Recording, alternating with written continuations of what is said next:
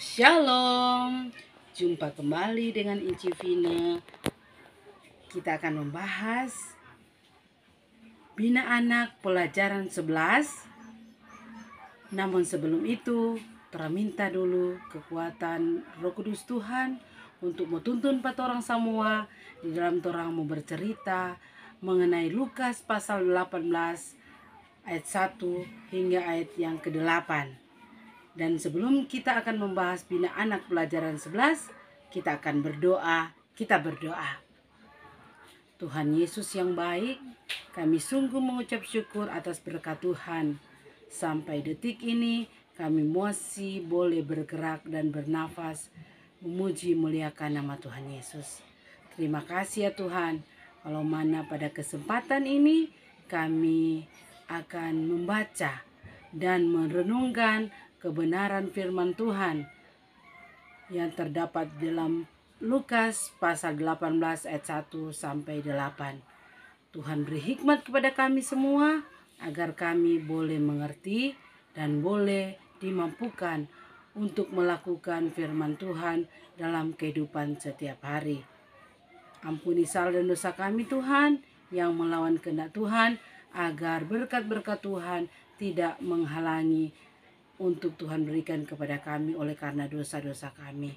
Terima kasih Tuhan, kami siap mendengarkan firman-Mu hanya di dalam nama Tuhan Yesus, firman kehidupan kami. Amin. Ya, sebelum kita merenungkan firman Tuhan, mari terlebih dahulu kita akan membaca Alkitab sesuai dengan Bina Anak pelajaran 11 yang terdapat di dalam Lukas pasal 18 ayat 1 hingga ayat yang ke-8 yang berjudul Perumpamaan tentang Hakim yang tak benar. Yesus mengatakan suatu perumpamaan kepada mereka untuk menegaskan bahwa mereka harus selalu berdoa dengan tidak jemu-jemu. Katanya, dalam sebuah kota ada seorang hakim yang tidak takut akan Allah dan tidak menghormati seorang pun. Dan di kota itu juga ada seorang janda yang selalu datang kepada hakim itu dan berkata, "Belalah aku terhadap lawanku." Beberapa waktu lamanya hakim itu menolak. Tetapi kemudian ia berkata dalam hatinya, "Walaupun aku tidak takut akan Allah dan tidak menghormati seorang pun, namun karena janda ini menyusahkan aku, baiklah aku membenarkan dia, supaya jangan terus saja ia datang dan akhirnya menyerang aku." Kata Tuhan, camkanlah apa yang dikatakan hakim yang lalim itu. Tidakkah Allah akan membenarkan orang-orang pilihannya yang datang siang malam berseru kepadanya? Dan adakah ia mengulur waktu sebelum menolong mereka? Aku berkata kepadamu, ia akan segera membenarkan mereka.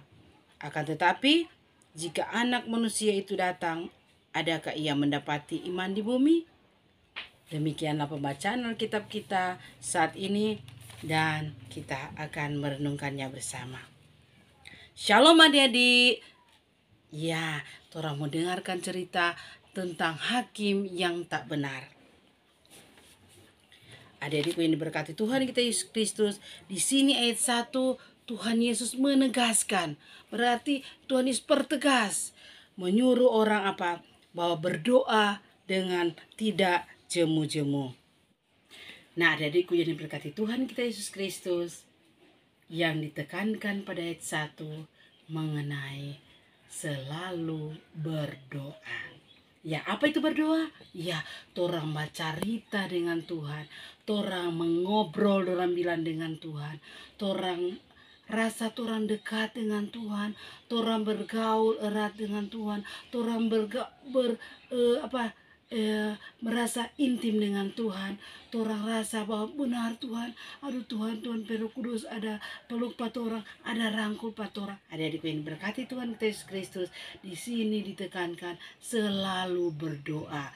Jadi torang bagaimana torang berkomunikasi dengan Tuhan, torang baca cerita dengan Tuhan selalu dan selalu, bahkan setiap saat. Ada orang bilang doa adalah nafas hidup. Ada seorang hakim yang lalim, tidak mengenal Tuhan dan tidak menghormati siapapun. Di kota itu juga ada seorang janda yang tiap hari dia bolak-balik pergi ke hakim itu untuk dibela haknya. Nih hakim ini karena dia anggap janda miskin lagi, lalu tidak ada keuntungan membela Pak janda ini, jadi dia bilang aduh tadi dia menolak apa yang diminta oleh janda itu. Tetapi adik-adik dengan ketekunan ini janda balik lagi supaya ini hakim ini mau bela di pihak. Nih hakim berpikir, aduh jangan-jangan dia kesian menyusahkan nih Pak Hakim, kok dia balik mulai serang nih Pak Hakim. Jadi hakim bilang biar jo kita bela jo di pihak, kita membenarkan jo dia. Membenarkan itu artinya memulihkan keadaan nama baik dari janda ini. Maka hakim itu membela hak dari janda tersebut. Nah, jadi sedangkan hakim ini yang tidak mengenal Tuhan, hakim yang tidak menghormati seorang pun, bahkan hakim yang lalim, toh dia boleh dengar, dia boleh bela itu janda pihak, toh.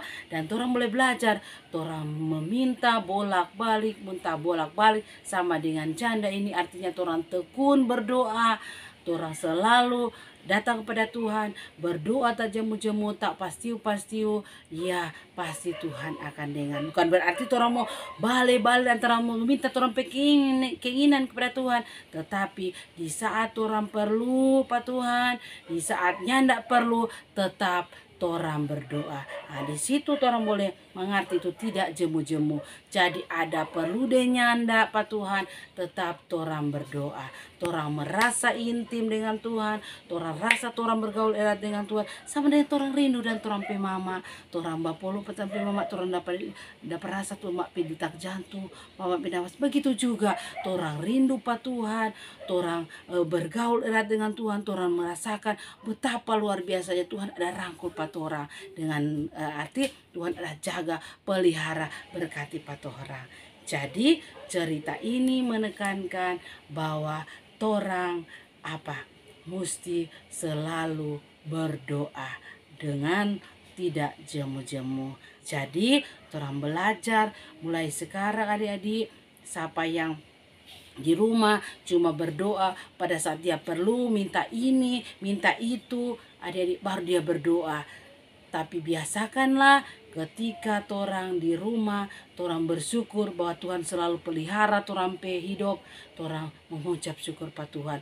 Tuhan ada kasih, Tuhan ada jawab tompe doa, atau belum jawab dengan jawab, orang tetap bersyukur karena ada waktu Tuhan yang terbaik. Tentu sebenarnya cerita tadi, Tuhan ada tunda orang pe karena ada waktu Tuhan yang terbaik. Tuhan masih suka dengar orang pe suara, ada berdoa. Tuhan masih suka orang mau datang kepada Tuhan. Tuhan selalu menerima orang di dalam doanya. Jadi berdoalah tekun dan ucaplah syukur bahwa Tuhan selalu menjaga, memelihara orang semua.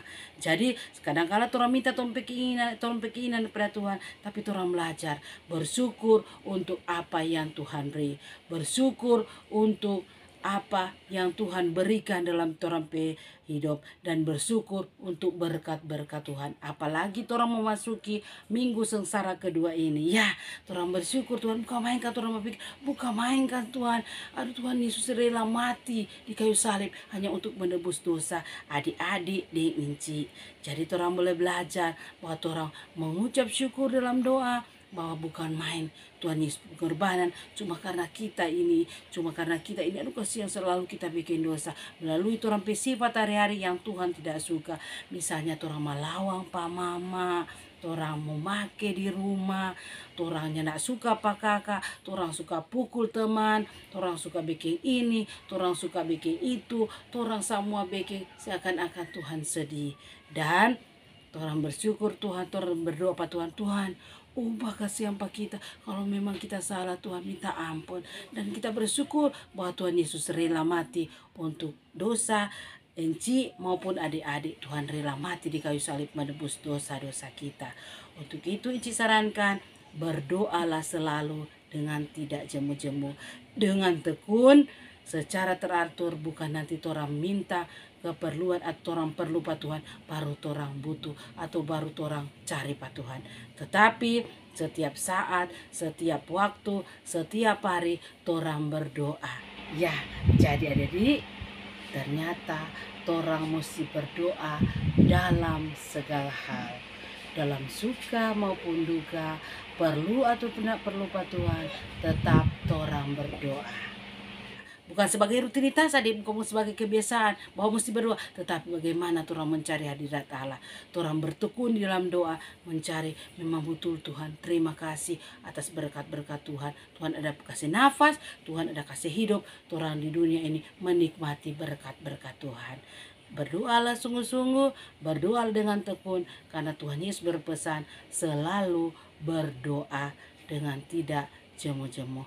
Tuhan Yesus memberkati firman-Nya, memberkati kita semua. Kita akan berdoa menutup pembahasan kita pelajaran 11 bina anak. Kita berdoa. Terima kasih Tuhan, sungguh besar anugerah dan selamat-Mu yang Engkau berikan bagi kami. Kami boleh membaca dan merenungkan firman-Mu. Biarlah kami akan menyimpan firman itu dalam hati kami, dan kami akan melakukan, bahkan menjadi pelaku-pelaku firman Tuhan dalam kehidupan kami setiap hari. Ajar kami Tuhan untuk selalu mencari Tuhan di dalam doa, ajar kami selalu untuk menyenangkan hati Tuhan, dan ajar kami untuk selalu bersyukur apa yang selalu Tuhan beri dalam kehidupan kami. Ini doa kami, terima kasih Tuhan, dalam nama Yesus kami berdoa. Haleluya, amin. Sampai bertemu lagi.